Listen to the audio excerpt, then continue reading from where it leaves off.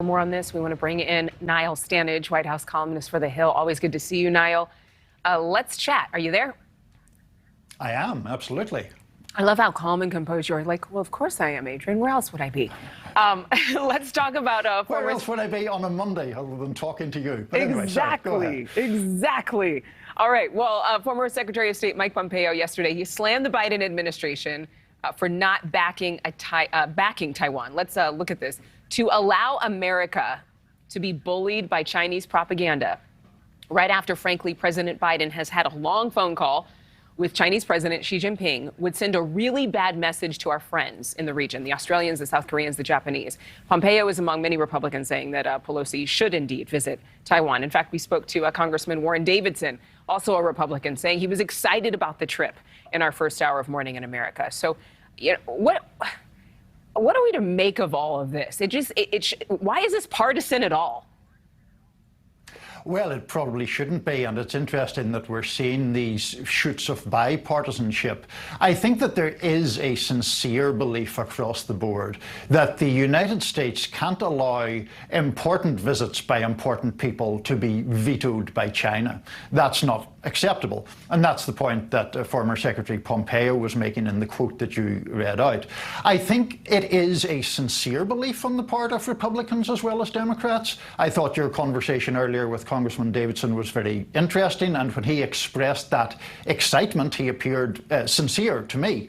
Now, there could also be an element of political calculation in that if this visit had not gone ahead, if the Speaker had pulled back, perceived to be under pressure from the Biden administration, then certainly the president might have been attacked by Republicans for being weak, you know? Yeah, and that has not been the case. The president hasn't strongly made a comment about whether or not he thinks that the military, specifically the Pentagon's warnings about this being bad timing, are something that he agrees with and aligns with.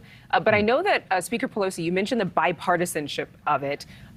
Speaker Pelosi reportedly invited Republicans and Democrats, but there are 5 members of Congress, all Democrats, on this Asia trip. I don't know if that is significant at all.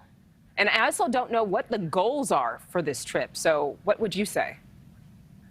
Well, let me take the second part first. The goals, as stated, are economic cooperation with that region, dealing with COVID, dealing with the crisis in Ukraine. Those are the kind of things that have been stressed as priorities, as well as what Speaker Pelosi calls democratic governance.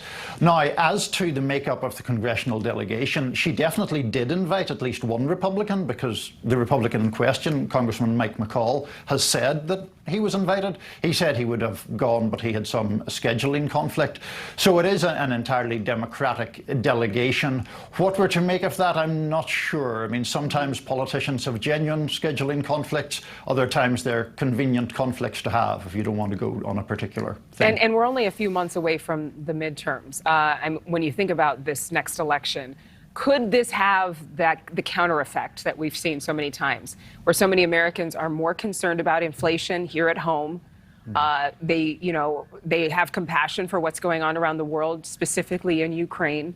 But there are a lot of domestic issues that could eclipse something like this visit. Yes, I agree with you 100%. To me, this visit is something that is politically important, but not necessarily electorally important.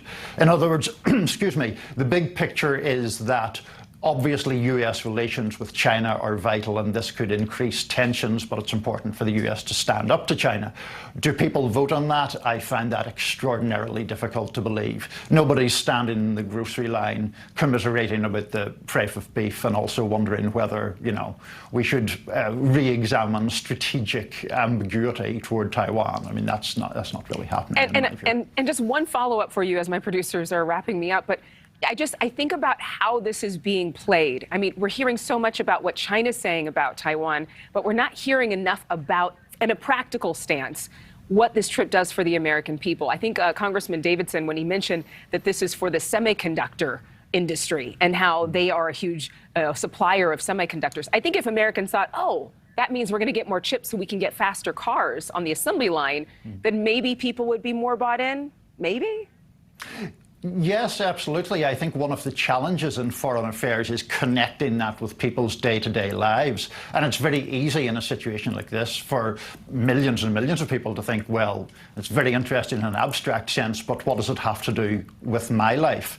To your point, if people can explain that point, then that does change the politics. So I agree with you, is the short version, Adrienne. Well, Niall, I would expect nothing less. Actually, no, you are totally free to express your own individual thoughts and opinions here, or whatever, perspectives. That just happen to agree with you most of the time. Just happen to have similar perspectives. All right.